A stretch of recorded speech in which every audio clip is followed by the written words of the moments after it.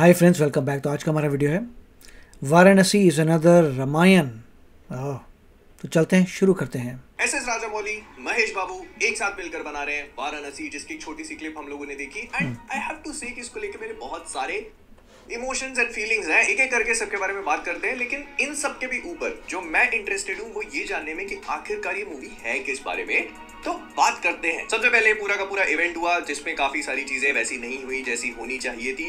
It is extremely relatable, इसीलिए हम लोगों ने पूरा मॉकटेल वाली चीज को लाइव नहीं किया। बट पूरी चीज का क्रक्स ये है ना कि मूवी बन रही है आईमैक्स रेशियो में, मतलब 70 mm पे इसको पूरा शूट किया जा रहा है and it is being filmed for IMAX. Excitement तो है ही है, लेकिन देखिए, इसमें जो है, जहाँ तक बहुत अच्छे ग्राफिक्स थे, बहुत अच्छा दिखाया था, मगर फिक्शन का यूज़ किया गया था। फिक्शन मतलब आपकी क्रिएटिव लिबर्टी है। It's not exactly the way scriptures were. काफ़ी लोगों ने लिखा है कि एग्जैक्टली ऐसा नहीं था जैसे स्क्रिप्चर्स थे। हाँ, उससे इमेजिन करके, उससे प्रेरणा लेकर आपने उसको कुछ एनहांस करके बना दिया। ऐसे एग्जैक्टली नहीं था, बट यस, आपने थोड़ा लेके अडेप्ट करके चीज़ों को फिक्शन से ऐसा बना दिया है।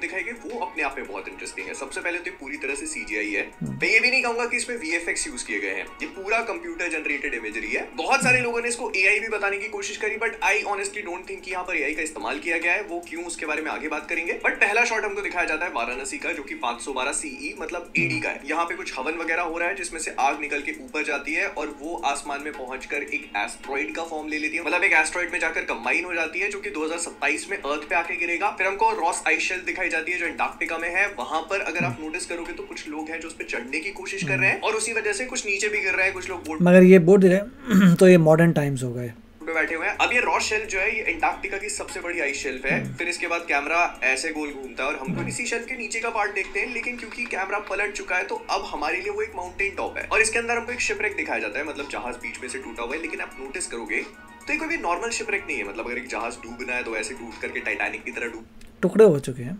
जाएगा। अलग अलग उसका पहला दूसरा हाथ दोनों अलग अलग हो सकते हैं, लेकिन ये यहीं पर फ्रीज हो गया एज इट इज, जैसे किसी चीज ने इसको बीच में से चीरा हो। और उसके अलावा तुम नोटिस करोगे ना तो इसकी टेल पे भी एक छोटा सा निशान है। मतलब ये 3 पार्ट्स में टूटा है, 2 में नहीं। तो क्लियरली ये कोई नॉर्मल इंसिडेंस नहीं है, मतलब कि जाकर के टकराया और ऐसे 2 टुकड़ों में टूट के नीचे गिर गया, नहीं। It's like something has. अब ये पूरा फिक्शन है, ये कोई एक्चुअल डॉक्यूमेंटेड नहीं है, ये उनकी कहानी है पूरी। मतलब ऐसे ऊपर से कुछ आया, ये पूरी कहानी है आपकी, 2 टुकड़ों में बांटा। और यही सेम चीज कोई शास्त्र में नहीं है, कुछ नहीं है। पीछे वाले पार्ट के साथ भी हुई है। और वो जो हम लोगों ने देखे थे ना कि रॉस आइस शेल्फ से लोग नीचे पानी में गिर रहे थे, तो वो यहाँ पर ऐसा लग रहा है कि नीचे से ऊपर जा रहे हैं। फिर इसके बाद हमको अफ्रीका का शॉट दिखाया जाता है। तो ये भी मॉडर्न टाइम्स में है। ये जो आप माउंटेन देख रहे हो, ये माउंट किलिमंजारो। अगेन ये मूवी, ये जो पूरा क्लिप हमें दिखाई गई थी, इसमें माउंटेन टॉप्स जो पहाड़ है ना, उसके ऊपर काफी फोकस किया गया है। एंड ये वाला सीन उसी जगह का रात वाला शॉट है, जहाँ पर हम माउंट किलिमंजारो को देख रहे हैं। ठीक है जी।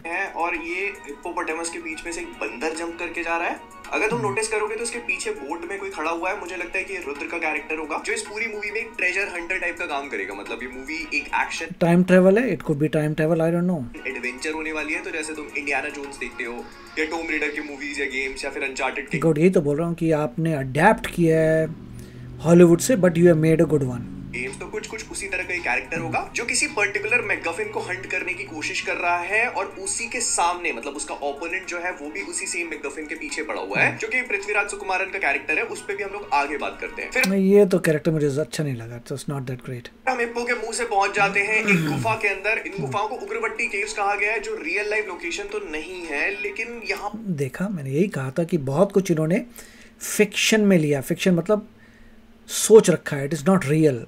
पर भी कुछ चीजें नोटिस होती हैं। सबसे पहले तो ये काली माँ का स्टैचू है, जो एक करेक्ट, ये भी फिक्शन है, टिपिकल स्टैचू नहीं है। मतलब हम लोग जितनी भी मूर्तियां उनकी देखते आ रहे हैं, उसमें हमको क्रिएटिव लिबर्टी से जो मन किया बना दिया। ऐसा नहीं देखने को मिलेगा कि उनकी गर्दन कटी हुई है, उस गर्दन में से कुछ कनेक्ट हो रहा है उनकी बॉडी से जाकर के, और वही सेम चीज दूसरी 2 स्टैचूज के साथ में भी कनेक्ट हो रही है, समथिंग एल्स, और ये चीज उनके मुंह के अंदर से निकल रही है। It kind of feels weird. लेकिन फिर मैंने नोटिस किया कि यहाँ पर कुछ बुरे लोग खड़े हुए हैं, मतलब उनके पास गन्स वगैरह हैं, उनकी मूर्ति के। अब यही तो है ना, गन्स वगैरह है, ये पूरा का पूरा, और छोटे छोटे आपने बना दिए। वो पेड़ देखो, छोटे छोटे हैं, बंदा कोई बैठा है, क्या क्या बना रखा है, आउट ऑफ प्रोपोर्शन चीज़ें लग रही हैं। But what ever it is, कि आप ये देखिए, इतने बड़े बड़े वो लगा के, त्रिशूल इतना बड़ा है, मगर जो बैठा बंदा वो छोटा है। फिर साथ में छोटे छोटे क्या, ये क्या निकला हुआ है ग्राउंड में, फिर इतनी बड़ी आपको मूर्ति दिखा रहे हैं। तो something is going on. Out of proportion या टाइम ट्रेवल है क्या है I don't know, but fiction बहुत है, ड्रीम्स हैं इसमें, राइट, अ थॉट है आपका, इट इज़ नॉट रियलिटी। जो ग्रीन फ्लेम्स के साथ पूजा करने की कोशिश कर रहा है, और अगर आप इनके ऊपर नोटिस करते हो तो ये लेडी शायद प्रियंका चोपड़ा की कैरेक्टर मंदाकिनी है जो गिर रही है। प्लस ध्यान से देखने पर एक कैरेक्टर और नजर आता है, तो ये शायद रुद्र होगा जो उसको बचाने की कोशिश करेगा, वही साइड में लटका हुआ है। प्लस जो ऑफिशियल पोस्टर था ना, वहां पर मंदाकिनी का यही इमेज दिखाई। मंदाकिनी जो है उसके पास आई डोंट नो कौन लड़की है, मगर ये देखो गन्स हैं, तो ये मॉडर्न ज़माना है कि पुराना ज़माना मिक्स किया हुआ है पूरा। बस साड़ी का कलर दूसरा है, लेकिन वो इसी लोकेशन पर है और ऐसी गुंडों से फाइट करने की कोशिश करिए हैंड गन्स का यूज करके। और फिर आता है एक बहुत ही बेहतरीन सा शॉट जो मैंने इस वाली क्लिप से बिल्कुल भी एक्सपेक्ट नहीं किया था, और ये है रामायण का। हमें त्रेता युग में 7200 BC का वक्त दिखाया जाता है, और इसी समय पर श्री राम भी एग्जिस्ट करते थे, और रामायण का जो पूरा युद्ध वगैरह था वो तभी हुआ था। तो यहाँ पर हम हनुमान जी का एकदम साइज देख सकते हैं। हमको पता है कि अपने साइज को छोटा बड़ा कर सकते थे, तो दिस इज एक्चुअली, और उनके टेल पे रथ चला सकता था। जो स्केल होता है ना, तुम रामायण को इमेजिन करते हो तो वो यही स्केल, दैट्स इट, मैं ये कहता हूं इमेजिनेशन है डिस्ट्रक्शन का, कि हनुमान जी इतने बड़े हो चुके हैं, उन्होंने एक पेड़ को अपने हाथ में उठा रखा है और उनकी पूंछ के ऊपर एक रथ चल रहा है, पूरी ये इमेजिनरी है पूरा। सेना दिखाई पड़ती है और उन्हीं से एक पहाड़ बना हुआ है जिसके ऊपर श्री राम खड़े हैं, और ऐसे मूव भी कर रहा है, ऐसे मूव भी कर रहा है, बाण को तैयार करते हैं, और उनके सामने कोई बहुत बड़ा फिगर है। पहले मैंने सोचा था कि शायद ये कुंभकर्ण होगा, और शायद हनुमान जी उसी से लड़ने की कोशिश कर रहे हैं, लेकिन एक पॉसिबिलिटी और भी है, और क्या वो ये है कि ये कुंभकर्ण नहीं बल्कि रावण है। श्री राम वानर, वही इमेजिनेशन में चले गए ना सारे के ऊपर इसीलिए चढ़े हैं क्योंकि वो अपने धनुष पेड़ दिखा रहे हो, छोटे मोटा दिखा रहे हो, ये रावण हो गया। रावण क्या उठा के ला रहा है? पत्थर उठा के ला रहा है कि वो ब्रह्मास्त्र को उसकी नाभि में मार पाए, और जब उसको पूरा चार्ज करते हैं तो वो ब्रह्मास्त्र की ही रोशनी है जिसको वो मार के रावण को खत्म करेंगे। और फिर हमको दिखाया जाता है कि कुछ बहुत बड़ा आकर के मनकर्णी का घाट जो होता है वहां पर, करेक्ट, तो काफी कुछ उसमें, it's all fiction, time travel, something like that, गिरा है वाराणसी में, एंड मोस्ट लाइकली मूवी इसी के आसपास चलने वाली है। और लास्ट शॉट महेश बाबू का एक बुल को राइड करते हुए, जिसमें उनके हाथ में, हाँ तो वही है ना, लोग बोले थे नंदी, मुझे पता है नंदी बुल है, तो वही है ना, त्रिशूल है, और पूरा एक ही बात है। क्लियरली समझ में आ रहा है कि शिव जी वाली रेफरेंस देने की कोशिश करी गई है। मतलब नाम रुद्र है, हाथ में त्रिशूल है, एक बुल को राइड कर रहा है उसके ऊपर। अब लोग बोले थे बुल मत बोलिए, इट इज नंदी को बोल सकते हैं, नंदी बुल बोल सकते हैं, सेम थिंग। ऊपर से गले में भी पीपल अंडरस्टैंड, इसमें डिसरिस्पेक्ट वाली बात नहीं है। वो त्रिशूल और ये सारी चीजें हैं, तो मतलब रेफरेंसेस छुपाने की बिल्कुल भी कोशिश नहीं ही इज नॉट लॉर्ड शिवा, ये मत बोल देना कि लॉर्ड शिवा है, I don't agree with that, don't show gods like that, नहीं, आई डोंट एग्री। किसी एक्टर को मत बना दो भगवान, I don't like this stuff, ऐसा नहीं होता, भगवान भगवान है, यू कांट डू दैट। बहुत बड़ा मिसडायरेक्शन हो सकता है। वो कैसे, वो भी बताता हूँ। तो पहले ये बोल सकते हैं भगवान का भक्त होगा, समथिंग सिमिलर। क्या था ना कि इस मूवी का नाम जेन 63 होने वाला ही इज नॉट लॉर्ड शिवा था। मतलब महेश बाबू का कैरेक्टर रुद्र जो है वो एक ऐसी जनरेशन में पैदा होता जो श्री राम के डिसेंडेंट्स थे, और इनका काम था संजीवनी बूटी को गार्ड करके रखना। एंड इसी बीच एंट्री होती इस मूवी के मेन विलन की, जो कि पृथ्वीराज सुकुमारन का कैरेक्टर। अब सडनली देखो बीच में ये आ गया जो थोड़ा मॉडर्न है, तो जहाँ पे लोग जो है नंदी पे आ रहे हैं, त्रिशूल है, वहाँ पे ये बंदा लेके आ गया अपनी इलेक्ट्रिक कार लेके, इलेक्ट्रिक चेयर लेके। कोई मैच नहीं है, राइट? इलेक्ट्रिक चेयर का चक्कर क्या है ये? पर ना तुमको रेफरेंसेस समझ नहीं, यहाँ पे तुम दिखा रहे हो बहुत ही ओल्ड एरिया, फिर सडनली दिखाते हुए मॉडर्न एरा, तो इसमें कोई टाइम ट्रेवल हो सकता है। जरूरत नहीं, it becomes very easy. Mahesh Babu जो है वो श्री राम की लिनियज को बिलोंग करते हैं। पृथ्वीराज का जो कैरेक्टर है उसका नाम कुंभ है, मतलब कुंभकर्ण, मतलब ये रावण की लिनियज को बिलोंग करता है मे बी। मगर ये चेयर जो है it is not that innovative, ये आप ऑलरेडी स्पाइडरमैन में देख चुके हैं कई बार, और इसके पोस्टर्स को देखकर तुम समझ सकते हो कि वो फिजिकली। आपने ये जो है एक स्पाइडरमैन ले लिया, और दूसरा वो जो चेयर में बैठता था जिसमें गिफ्टेड वालों की मूवी आती थी, भूल गया मैं, जिसमें लोगों के पास जेनेटिक गिफ्ट होते थे, वो लोग चेयर में बैठते थे, एक वो है मूवी, और एक आपने स्पाइडरमैन ले ली, दोनों कंबाइन करके ये बना दिया। So this was not that innovative, to be Frank.